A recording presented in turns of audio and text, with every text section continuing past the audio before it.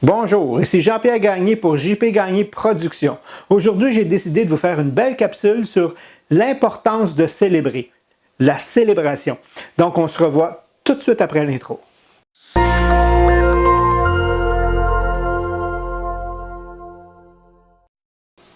Bonjour, ici Jean-Pierre Gagné. Donc aujourd'hui, la capsule, c'est la célébration, l'importance de célébrer. Et je suis vraiment content de vous la donner, celle-là, parce que beaucoup de gens négligent cet aspect-là sans comprendre l'importance, justement, de célébrer.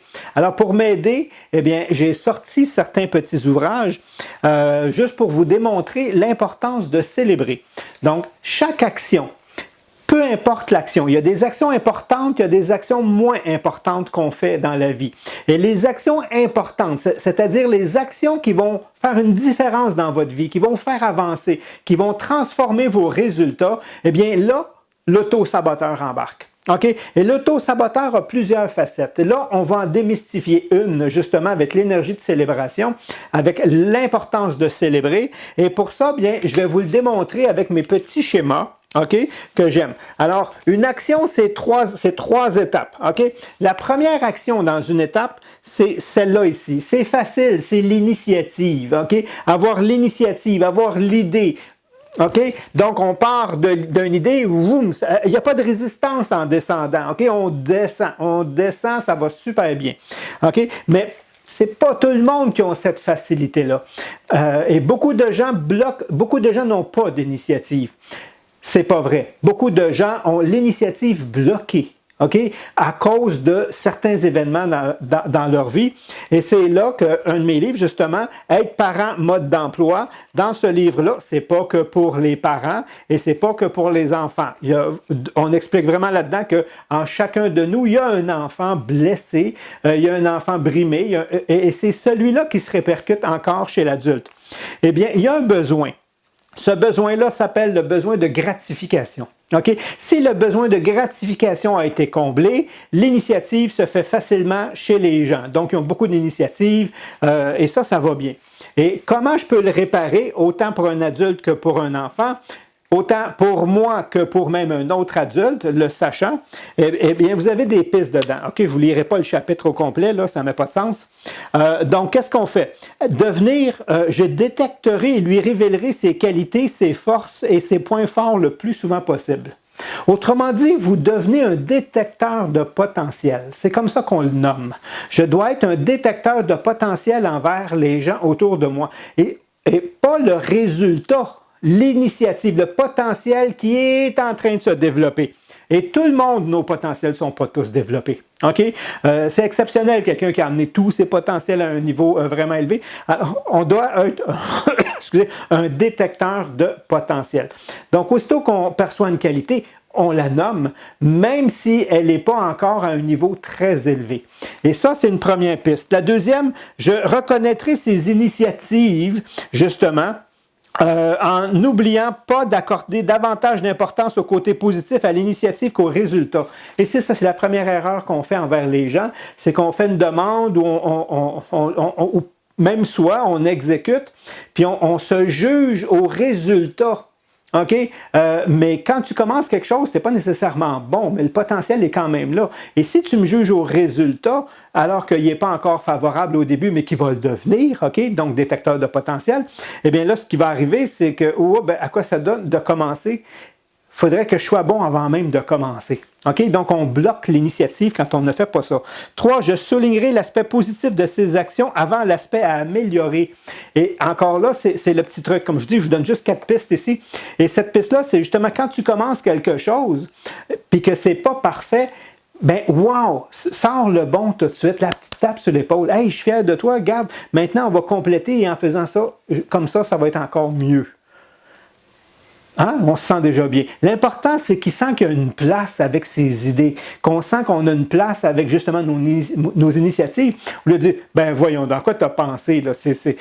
Comment tu raisonnes, toi? Là? OK, puis là, on bloque ça avant même de commencer. Et si on fait ça, qu'est-ce qui arrive? Eh bien, justement, c'est qu'on bloque l'initiative. Donc, si on bloque l'initiative, ça va être dur de finir quelque chose. OK? Mais on va le compléter.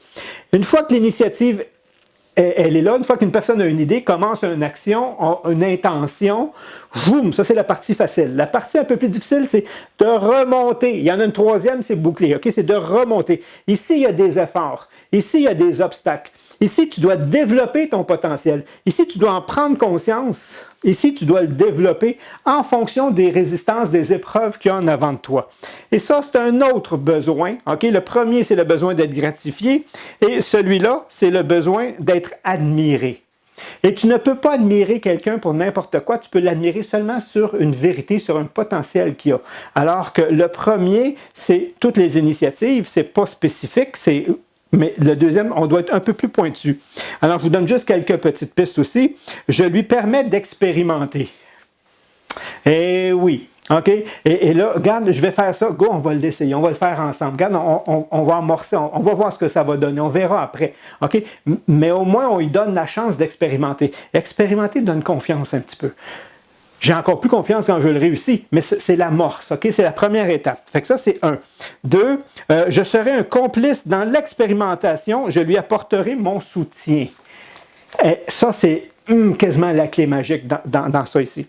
OK? Cet individu-là ici ne peut pas avoir tous les talents, ne peut pas être bon dans tout. C'est pas vrai. OK? Ça n'existe pas encore, la personne qui a toutes les habiletés en elle. OK? On a des grosses habiletés.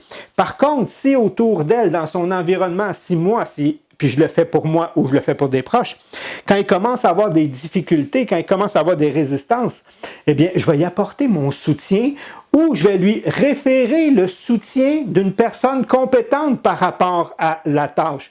Et ça fait quoi? Ça fait qu'en menant des projets, pourquoi? Parce que même si je n'ai pas tout, je sais qu'il y a des ressources qui vont me permettre d'y aller. Et si je n'ai pas ça, c'est que je vais me sentir obligé de tout posséder moi-même, toutes les habiletés, tous les potentiels, à peu près tout. Je veux apprendre à le faire pour devenir, les gens appellent ça indépendant. Moi, je ne veux pas être indépendant, je vais être autonome. Autonome, c'est me servir des ressources autour de moi. Et je vais aller beaucoup plus loin que indépendant, il faut que j'apprenne tout à faire tout seul. OK? Vous allez voir que ça ne se fait pas. Puis ceux qui le font, c'est lourd. OK? Alors que là, ça devient facile. Fait que la confiance s'installe. Peu importe les difficultés, je sais que je vais pouvoir accéder à des ressources plus compétentes que moi en relation directement avec la difficulté. Et ça, c'est le deuxième. OK? Donc, le premier, il y a d'autres pistes, là, mais ça, c'est la majeure. OK? Donc, l'initiative se fait. Puis, je vais vous montrer comment on règle le tout. OK? L'initiative. 2, justement, la confiance. Puis ça, c'est l'admiration qui va le créer chez l'individu. Wow, t'arrives, t'as pensé à ça, t'as fait ça, puis pas le résultat qui compte encore, c'est que, regarde, on le fait monter. Et il commence, et il finit jamais rien. Il y a des gens qui se reconnaissent ici, là. OK? Il commence, puis il finit pas. Il commence, puis il finit pas. Il commence, puis il finit pas. Puis je vais essayer autre chose, puis c'est peut-être pas ça. Je me reconnais plus. J'ai plus l'élan. C'est l'auto-saboteur qui embarque ici, juste avant de finaliser. Pas toutes les actions, juste les actions qui vont faire une différence, qui vont te transformer, qui vont t'amener à un autre niveau. C'est celle-là qui fait en sorte que l'auto-saboteur embarque. Et c'est souvent la boucle ici. Et la boucle ici, c'est l'énergie, encore là, où c'est le besoin de satisfaction. Le besoin de satisfaction. Ça veut dire ça, l'inverse. Pourquoi il n'est pas là chez les gens? C'est la critique qui devient une autocritique. J'ai plus besoin des autres, je suis grand maintenant, je m'autocritique moi-même. Tu aurais pu faire attention, tu aurais pu t'appliquer un peu plus ici. Puis là, tu commences à dessiner, puis mais fais attention, regarde, tu dépasses, là, mets d'autres couleurs, puis tout le temps critique, petit en montant, parce que c'est petit que le métabolisme s'installe. OK? Fait que là, lui, dans sa tête, à toutes les fois qu'il commence quelque chose, puis qu'il apporte un résultat, il est jugé négativement sur le résultat, même quand c'est bon. Inconsciemment, là, ça fait mal. L'image que je développe de moi, c'est que si je finis quelque chose, la nourriture ici à l'autre bout, elle ne sera pas bonne. Ça va être de la critique, ça va être du jugement. C'est j'aurais pu faire mieux, c'est je suis jamais correct, je ne suis pas à la hauteur. J'aurais pu, j'aurais dû, Puis c'est lourd. Fait qu'inconsciemment, le mécanisme s'installe en moi, puis il dit, je ne le finirai pas. Parce que si je le finis, ça ne sera pas bon. Ça sera pas. C'est pas vrai, mais on est conditionné comme ça. Alors, je dois briser ça ici. Comment on brise ça? Par La célébration.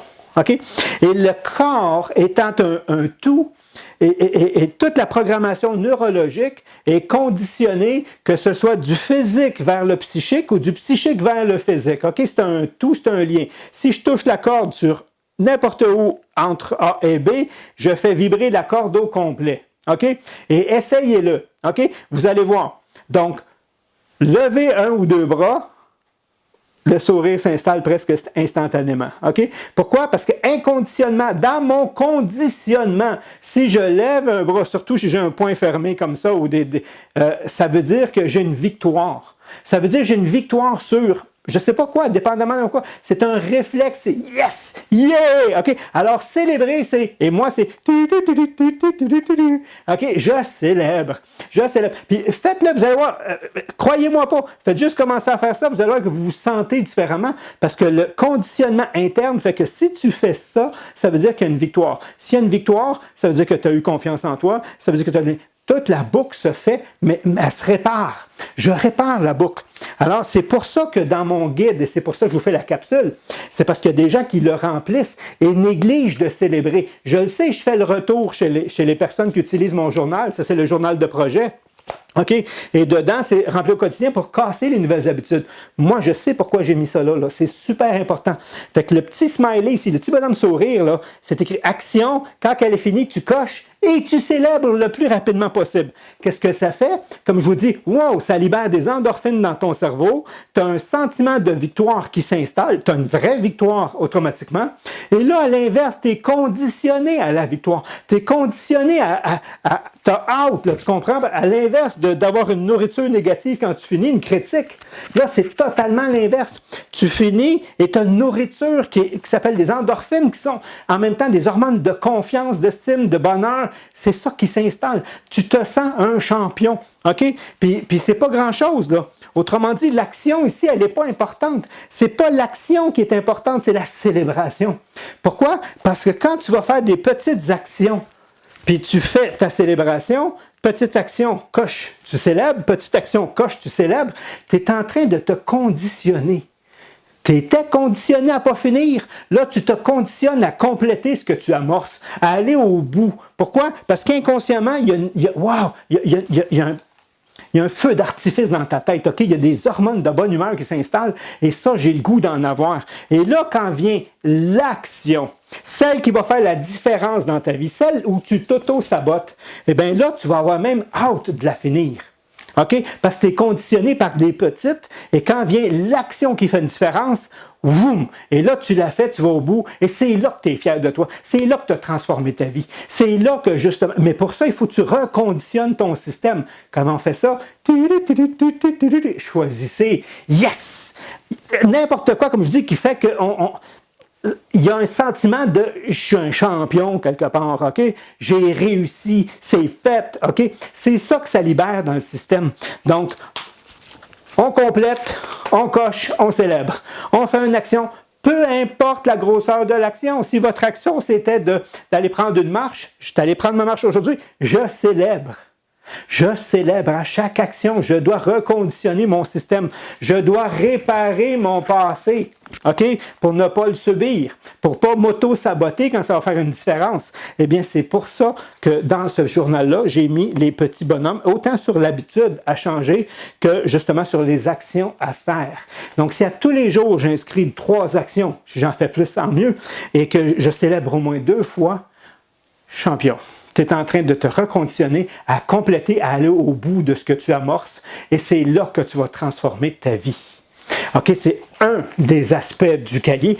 Tout le cahier a été conçu selon ces informations-là qu'on a aujourd'hui dans le domaine de la réussite. C'est là. Si vous remplissez le cahier, si vous le faites quotidiennement, si vous remplissez aux 3 jours, c'est mieux que 0. OK? Donc, aux 3 jours, c'est déjà beaucoup. La semaine d'après, ça risque d'être un peu plus. Puis, à un moment donné, tu vas faire tes 5 jours, 7 jours.